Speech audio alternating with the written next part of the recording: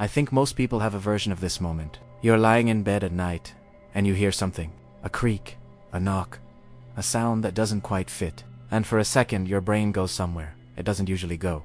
Then you talk yourself out of it and fall asleep. For most people, that's where the story ends. For the people in these stories, it wasn't. Story 1, I'm a night shift nurse. I mention that because it matters for understanding why my sleep schedule was so unpredictable and why I was home at odd hours that most people wouldn't be. I was 31 at the time and living alone in a ground floor apartment in a mid-sized city in Washington state. I'd lived there almost 2 years without a single issue. Quiet building, decent neighborhood, nothing that ever gave me pause. I worked 3 12-hour shifts a week, which meant my days off were basically recovery days. On one of those days, I got home around 8 in the morning, showered, ate something, and was asleep by 9:30. I didn't set an alarm. I had nowhere to be. I woke up and it was dark outside. I wasn't sure what time it was at first. My room was completely black, and for a second, I was disoriented in that way you get when you sleep too long and your body doesn't know what part of the day it is. I reached for my phone on the nightstand. It wasn't there. I felt around for a few seconds thinking I had maybe pushed it back further than usual. Nothing. I sat up, and that's when I noticed it. The chair I kept in the corner of my room had been moved. It was now sitting a few feet closer to my bed than it normally was. I stared at it for probably 10 seconds, just trying to figure out if I had moved it myself and forgotten. Then I saw my phone. It was on the floor, on the other side of the room, near the door. I never put my phone on the floor. Ever. I got up and grabbed it, 11:40 p.m. I had slept for over 14 hours, which wasn't completely unheard of after a long stretch of shifts, but it felt like a lot. I stood there in the dark holding my phone, and something felt wrong in a way I couldn't immediately explain. Not a sound, not a sight, just a feeling, the kind that your body registers before your brain does. I walked to my bedroom door and opened it. The TV in the living room was on. I had not turned the TV on before I went to sleep. I was certain of that. I never fell asleep to the TV. It wasn't a habit I had. I stood in the hallway, staring at the light coming from the living room, and just tried to think of any explanation that made sense. Power surge, sleepwalking. Something. I couldn't come up with anything. I walked into the living room and it was empty. TV on, volume low, some channel I never watched. I checked the front door. Locked. I checked the back sliding door. Also, lock. Dos. Lock. I stood in my kitchen and did a slow visual sweep of every corner I could see, and nothing looked out of place beyond what I had already noticed. That I almost convinced myself I was just disoriented from oversleeping. Then I opened the bathroom door. The window above the bathtub was open, about 6 inches. I never opened that window. In 2 years of living there, I don't think I had opened it once. It was a small window, the kind most people wouldn't think twice about, but it was just large enough. There were faint scuff marks on the interior sill that I had never noticed before. Or maybe I had just never looked. I called the police. They came, took a report, checked the window and the exterior. They found marks on the outside sill, consistent with someone using it to climb in. They couldn't tell me how long ago or whether whoever it was had left before I woke up or while I was sleeping. That last part is the thing I keep coming back to. The chair moved closer to my bed. My phone moved across the room. The TV on when I woke up. Whether that means someone was in my apartment while I was asleep and left at some point, or whether they were still there when I woke up and slipped out while I was disoriented in the hallway, I genuinely don't know. The police couldn't tell me either. Nothing was stolen. No one was ever caught. I broke my lease 2 weeks later and moved to a 3rd-floor unit across town with windows that hadn't been opened since the Clinton administration, as far as I could tell. I checked them anyway. Story to this was about 6 years ago. I was living in a house in rural Tennessee with my husband and our dog, a big dopey lab mix named Bisca, who had never once in his life acted as anything other than a giant friendly idiot. I say that because what happened with Biscuit that night was the first sign that something was wrong, and I almost missed it entirely. My husband had driven up to see his brother about 3 hours away for the weekend. He did that maybe 3 or 4 times a year. I had stayed home because I had a work deadline, and I genuinely didn't mind the alone time. We had been together 8 years at that point. I was comfortable being in that house, by myself. The first night was completely normal. Primera worked latte, dinner, watched something, went to bed. Saturday was the same. It was Saturday night when things changed.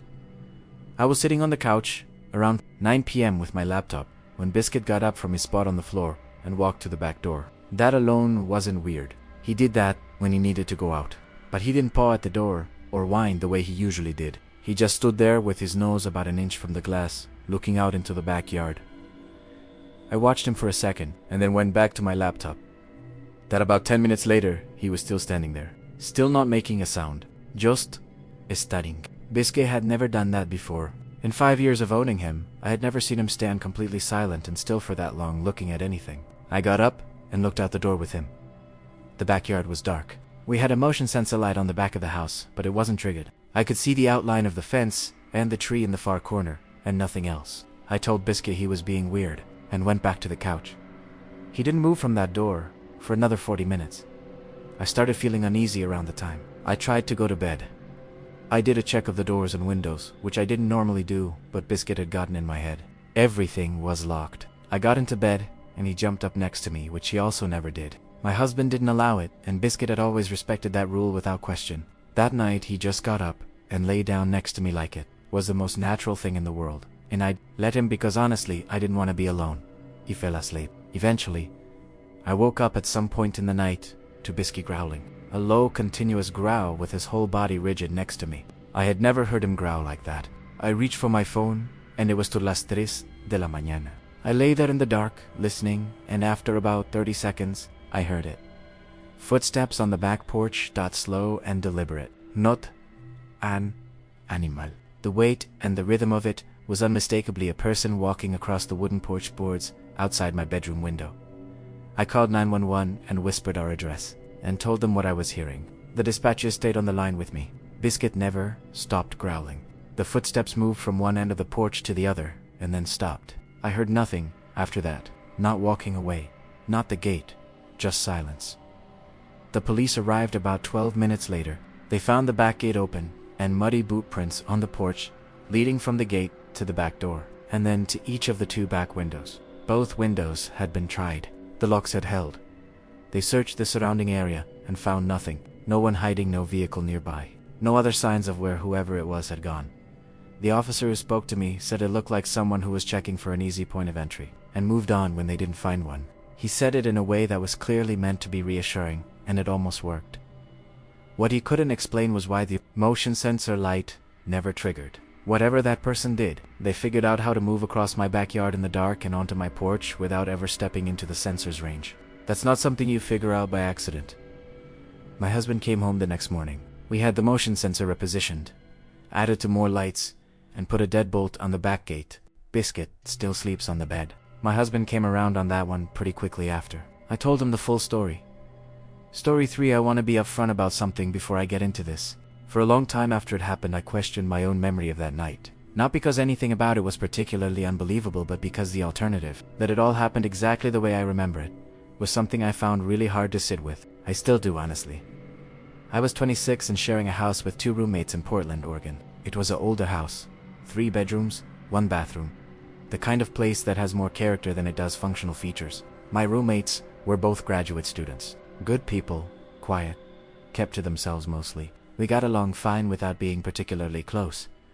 Both of them were gone for spring break. I was staying behind because I was broke, and also because I had picked up extra shifts at the restaurant where I was working at the time.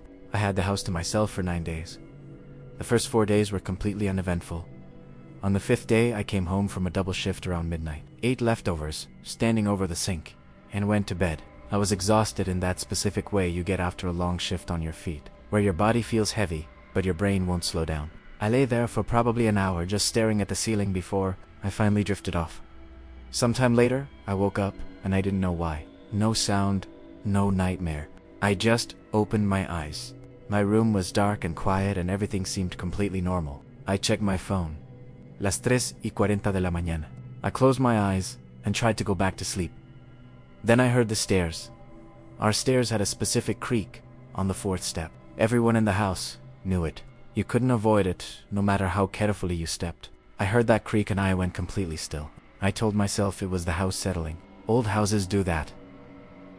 I had heard it settle before, but then I heard the 3rd step on the way back down, and the 2nd.